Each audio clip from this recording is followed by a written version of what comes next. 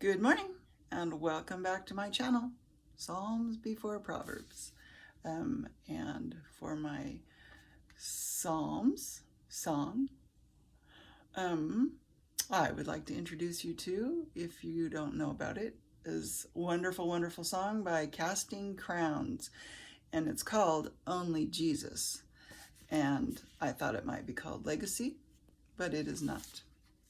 Anyway, it has an amazing message, especially, several weeks ago when I was thinking this was the end and I was needing to prepare urgently of making my exit on the world. But this song came out and just melted me. Anyway, what it says in the beginning is, make it count, leave your mark, build a name for yourself, dream your dreams, chase your heart, above all else, make a name the world remembers, right? Okay, and then, of course, he figures life out and God and the whole purpose of everything, and he says, but I don't want to leave a legacy. I don't care if they remember me. But that's the wrong note. Only Jesus and I've only got one life to live. I let every second point to him. Only Jesus. Jesus is the only name to remember. And that's it. That's it. With my whole heart, that's what counts. Anyway, strange topic to segue into, but I'm going to talk about a therapy. We'll call it a therapy. And I can't remember where I first learned it, but when I was following the Gerson diet, that's Gerson,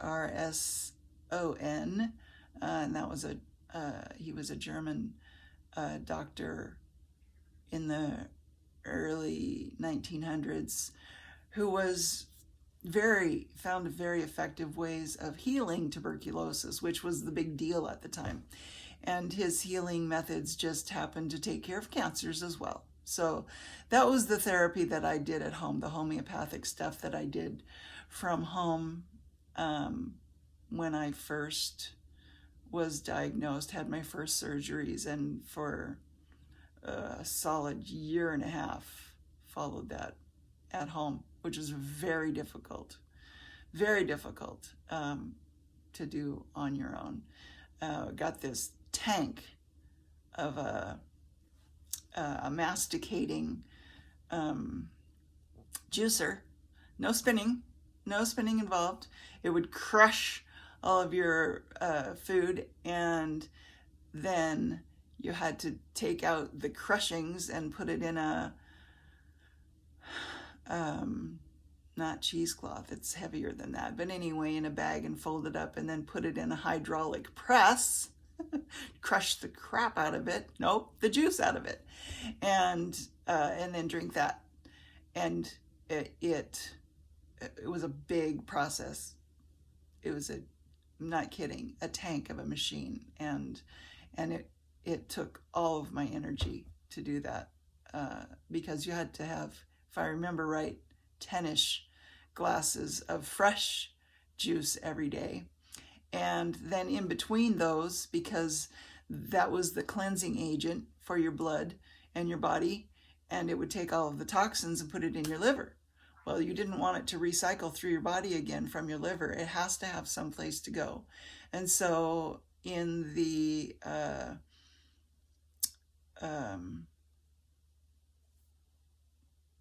near the large intestines are blood vessels that are connected, nerve endings, blood vessels, yes, something that is connected with the liver. And when you introduce coffee into the lower bowels, no, really it only goes in the very last section. Yes, only in the colon. It doesn't go up and through into the large intestines or anywhere. It's just in the lower, very lower part. But that's where those vessels are off to, and it stimulates those vessels to release all of the garbage in your liver. And whoosh, all comes through where it's supposed to and doesn't re-release into your bloodstream. So you're doing those juices throughout the day, and you're doing 5, count them, 5 coffee enemas throughout the day as well. Took all of my time and more than all of my energy to follow that protocol. It was very difficult. And on top of that, there were, supplements and blah, blah, blah, lots and lots of stuff. I would have loved to be able to go inpatient and have somebody take care of me. And it just wasn't the way that it worked out. We didn't have the means to do it. I didn't have the wherewithal to find the means to do it. They're all kind of GoFundMe things and gracious people out there who help others in those situations, and I didn't even bother to ask. I just was a lone reed in the wind. Whatever. Anyway, so here's the coffee enema. Okay, so this is me getting ready for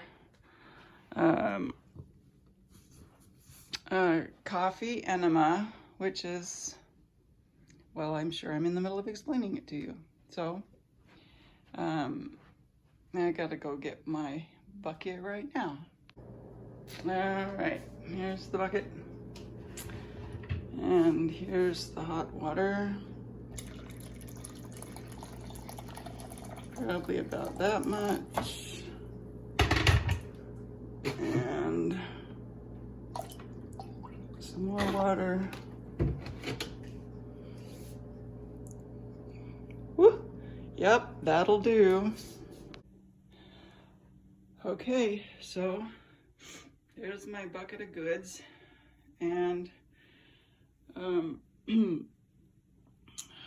yep, I pretty much just lay there, and I use coconut oil as a lubricant on my fanny, and insert this little tubing, probably about 6 inches is all, and then let that valve go, drain all that in, then tap it off and remove it, set it aside, and hold it for at least 12 minutes is optimal, and that is for liver cleansing, releasing of toxins, and it will be continued when I go to Mexico. I've been doing that for religiously for 5 years at least. I first learned about it possibly 10 or 12 years ago. So anyway, yep, that's the coffee enema. No big mystery there. Organic fresh ground coffee is what I use. Medium roast, whatever that means. That was what was suggested. And yeah, and it's very calming, and it is used for pain management. In World War whatever, don't remember which one, but they ran out of morphine. And one of the nurses knew about this, and they started using coffee enemas, and it helped many, many, many, many, many people who were suffering. Okay, and here is my proverb for the day. Proverbs chapter 4, verses 14 through 17. Enter not into the path of the wicked, and go not in the way of evil men. Avoid it, pass not by it, turn from it, and pass away. For they sleep not, except they have done mischief, and their sleep is taken away, unless they cause some to fall. For they eat the bread of wickedness and drink the wine of violence. Okay, eschew evil. Say yes to everything good. Thank you.